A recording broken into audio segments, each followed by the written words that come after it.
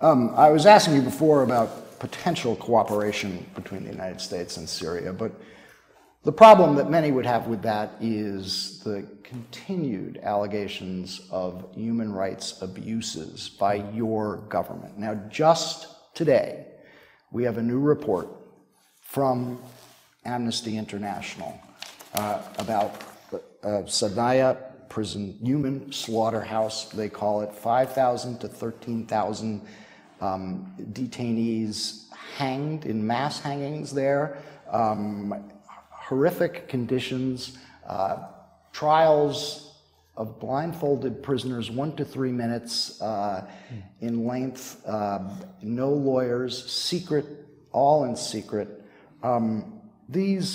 This would, on its face, be contrary to every aspect of international law. Yeah. What do you know about what's going on in that prison? Let's first of all talk about the first part of your question, which is the problem for the United States to open a relation with Syria regarding the human rights. I would ask you, how could you have this close, very close relation, intimate relation with Saudi Arabia? Do you consider beheading as a human right criteria? Yes, but I'm not interviewing the King of Saudi Arabia right now. I'm interviewing you. Yeah, and I know, I'm asking you about reports of human rights abuses in your prison, in your country. You own the question, I own the answers. So that's my answer. So when you answer about Saudi Arabia and your relation, you can put yourself in that position. Second, the United States is in no position to talk about human rights. Since Vietnam War till this moment, they killed millions of civilians. If you don't want to talk about 1.5 million in Iraq without any assignment by the Security Council. So the United States is in no position to say, I don't open a relation because of human rights, and they have to use one standard. This is first. The second part now. Yes. Now I can move to the right. That report, like many other reports published by Amnesty International, put into question the credibility of Amnesty International, and we never look at it as unbiased. It's always biased and politicized, and it's shame for such organization to publish a report without a shred of evidence. They said it's based on interviews. Interviews. What about the document? What about the concrete evidence?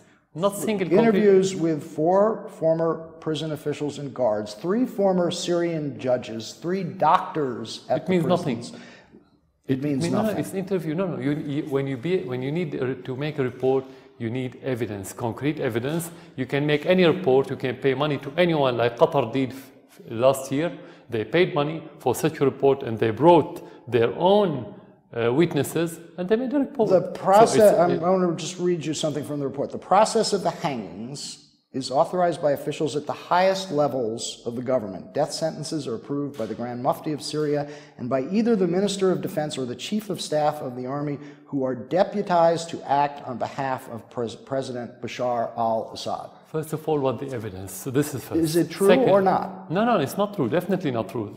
How do you know? Do you know what goes on in that prison? Have you been there? No, I haven't been. I've been in the presidential palace, not in the prison. So here you have a very disturbing report about something going on in one of your prisons. Are you going to investigate? So Amnesty International knows more about Syria than me, according to you. No, that's not true. No, they haven't been to Syria. They only base their reports on allegation. They can bring anyone, doesn't matter what's his title. You can forge anything these days. And we're living in a fake news era, as you know. Everybody knows this. So we don't have to depend on this. Second, you have to talk about reality. They said in their report that we made serial executions. Is that correct? Yes, mass hangings. First of all, execution is part of the Syrian law. If the Syrian government or institution wants to do it, they can make it legally because it's been there for decades. Secret trials, no lawyers? Why do they need it if they can make it legally? They don't need anything secret. Is that legal in your country? Yeah, of course it's legal. For decades, since the independence, the execution, according to the law, after a trial, is a legal action, like any other court in many countries in this region. Will you allow international monitors to visit that prison and inspect and investigate these reports? It depends on the credibility of that organization, not anyone, because they're going to use this visit just to demonize the Syrian government more and more and more, like what's happening. this is not the first time that very serious human rights allegations have been made. Just last week, a woman in Spain, Syrian, filed a lawsuit accusing 9 of your senior government intelligence and security officials of human rights abuses. Her brother had disappeared in one of your prisons.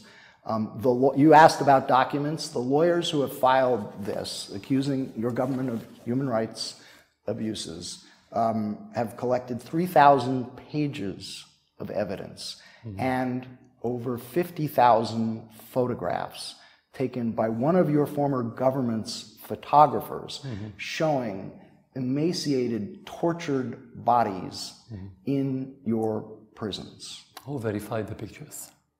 Who they verified that they're not edited and photoshopped and so on? Have you seen the photos? No, I didn't.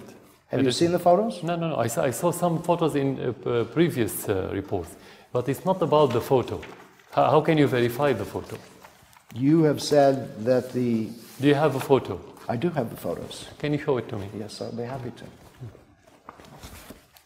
Here. Okay. This photo, have you verified who are those? Because you have it and because you mention it in front of your audience. There's a number of photos. You have to convince your audience. You cannot mention such a picture without verifying who are those and where and everything about it, just to put it in front of the audience, tell them, oh, they've been killed by the Syrian soldiers. The woman who filed the lawsuit, the Syrian woman who filed the lawsuit, says she saw her brother in those photographs. At the end, these are allegations. We have to talk about concrete evidence. At the end, that's how you can base your judgment. Not that anyone can say whatever he wants. You said that you believe these photos may have been doctored. The U.S. State Department gave these photos to the American FBI crime lab, digital lab. They examined these photos and said the bodies and scenes depicted, these are 242 of these images, the bodies and scenes depicted exhibit no artifacts or inconsistencies that would indicate they have been manipulated. As a result of the above observations, all of these 242 images appear to depict real people and events. Who said that? The FBI. Have you seen their report? No. When was that? That was 2015. Yeah, the question, when your institutions were honest about what's happening in Syria? That's the question. Never. For us, never. So we don't have to rely on what they say. If the FBI says something, it's not something, it's not evidence for anyone, especially for us. The most important thing, if you take these photos to any court in your country, could they convict any criminal regarding this? Couldn't they tell you what this crime, who committed? If you don't have this full picture, you cannot make judgment. It's just propaganda, it's just fake news. They want to demonize the Syrian government. In every war, you can have any individual crime.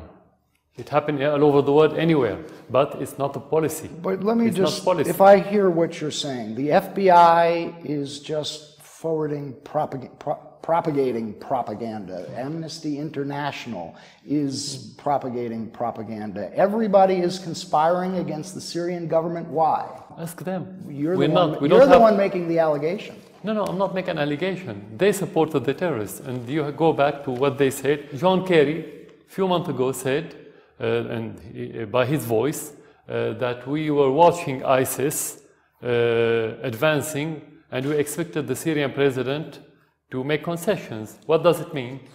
Obama said it in an interview, in one of his speeches, that the war on Iraq created ISIS. So who supported ISIS? We didn't create it. You created. The United States created all this mess. Who supported the rebels and called them moderate rebels while they became ISIS and al-Nusra in Syria? We didn't. So it's not conspiracy. These are facts. This is reality. We didn't give money. We didn't support these terrorists. Your country supported them.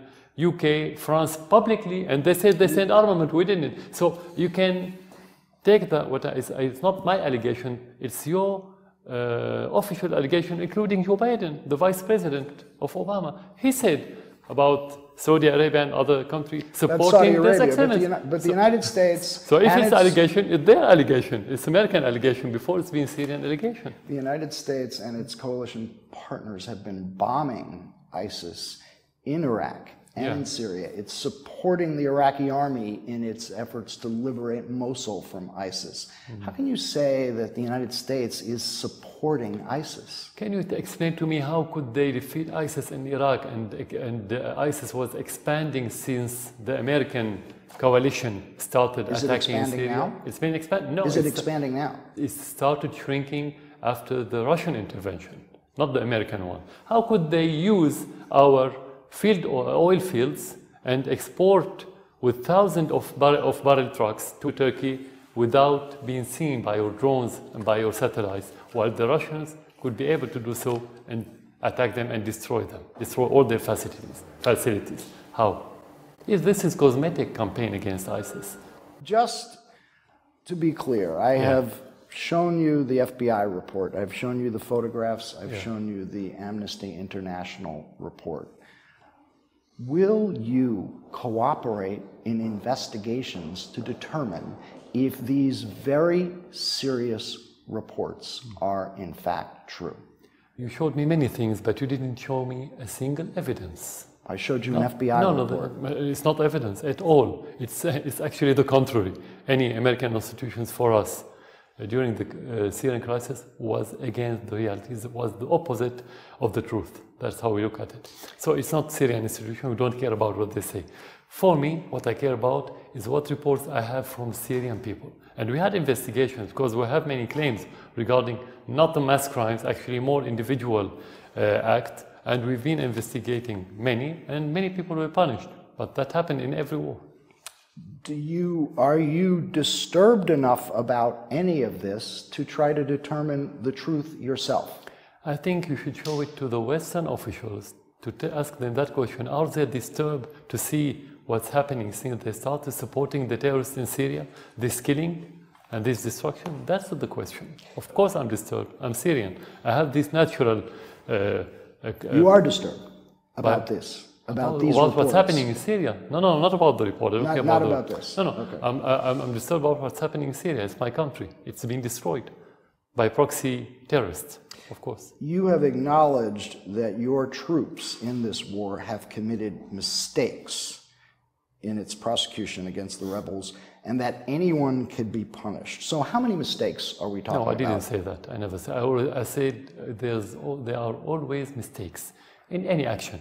That's a human life. How many mistakes are we talking about? How many innocent civilians have been killed by your government's mistakes? Nobody knows, because thousands and thousands of those are missing people. Nobody knows anything about their fate. Nobody at all. So you cannot tell till the end of this war. Was it a mistake to bomb hospitals in Aleppo? We never bombed hospitals in Aleppo. Why to bomb a hospital? Can you convince your audience that we have interests in bombing hospitals? Actually, this is against our interest. This is against our interest to bomb hospital if it's used as hospital. And the proof that it was a lie, every time they talk about bombing hospital, every time they say this is the last hospital in eastern part of Aleppo. And the second time they talk about another hospital and they say the same. They bombed the last hospital. So it's a lies and lies and lies.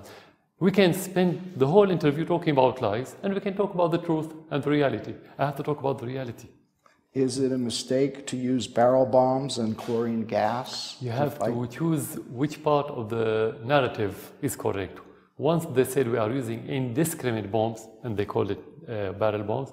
The other day they said we targeted hospitals and the schools and convoys. We either have precise armaments or we have indiscriminate armament. So which one do you choose? Will you do acknowledge, though, that innocent civilians, there have been civilian casualties in this war? Of course, every war is a bad war. Okay. Every war is a bad war. You cannot talk about good war. Let's agree about this. Every war has casualty. Every war has innocent people to pay the price. This is the bad thing about war. That's why we need to end that war.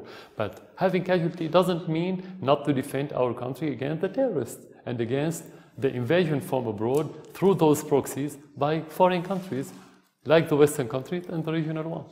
That's self-evident.